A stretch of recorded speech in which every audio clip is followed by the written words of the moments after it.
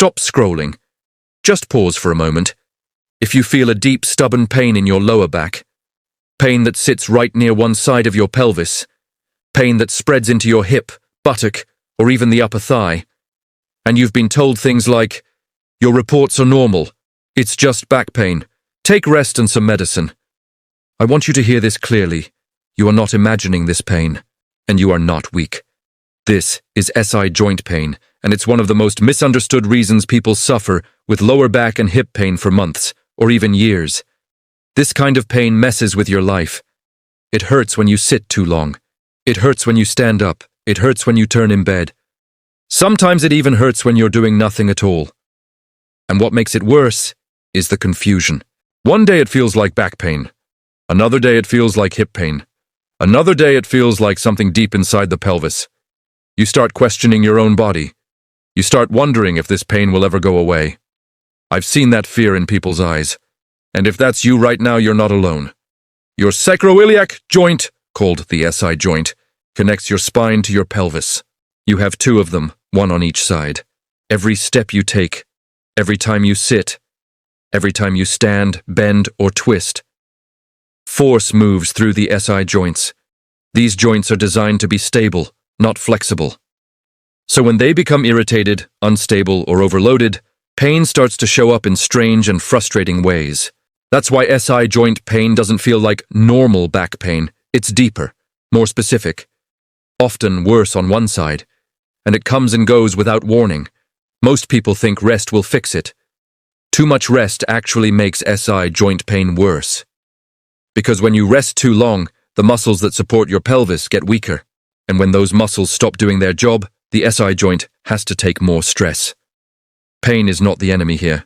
Pain is information. Your body is saying, "I don't feel supported." If you can, lie down on your back, bend your knees, feet flat on the floor, take a slow breath in through your nose, and a long breath out through your mouth.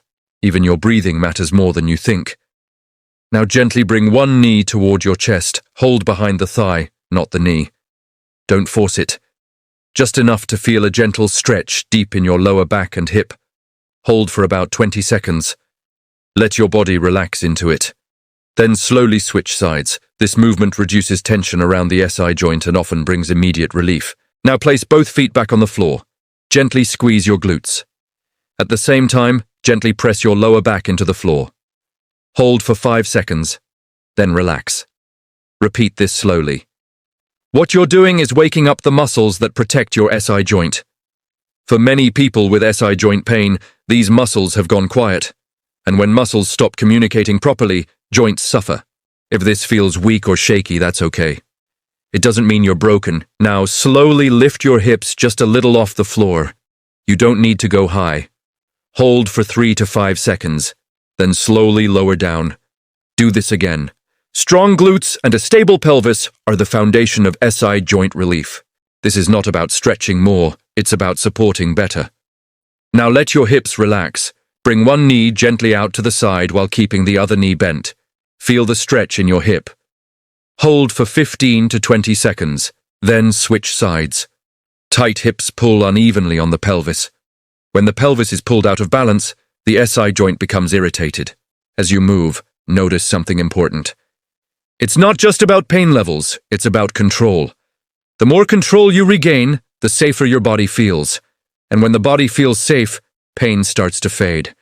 If at any point you feel sharp pain, stop. Discomfort is okay, sharp pain is not. Healing doesn't happen by pushing through pain. It happens by building trust with your body again. And that trust comes from consistency, not intensity. Now I want you to hear something important. SI joint pain is not a life sentence. It does not mean your spine is failing. Most SI joint pain improves when stability improves. Not overnight, not magically, but steadily, day by day. The people who get better are not the ones who do the most exercises. They are the ones who do the right exercises regularly. And they stop chasing pain relief and start building support. You may feel frustrated right now. You may feel tired of trying things that don't work.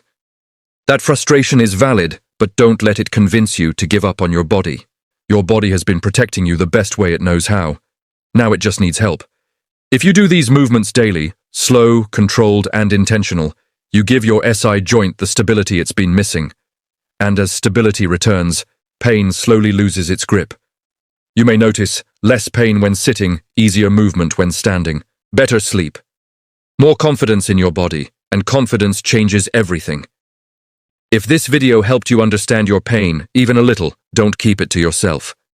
Like this video so others who feel lost can find it. Subscribe if you want more honest, safe guidance for pain relief and movement. And comment, sigh relief, if you felt even a small change today.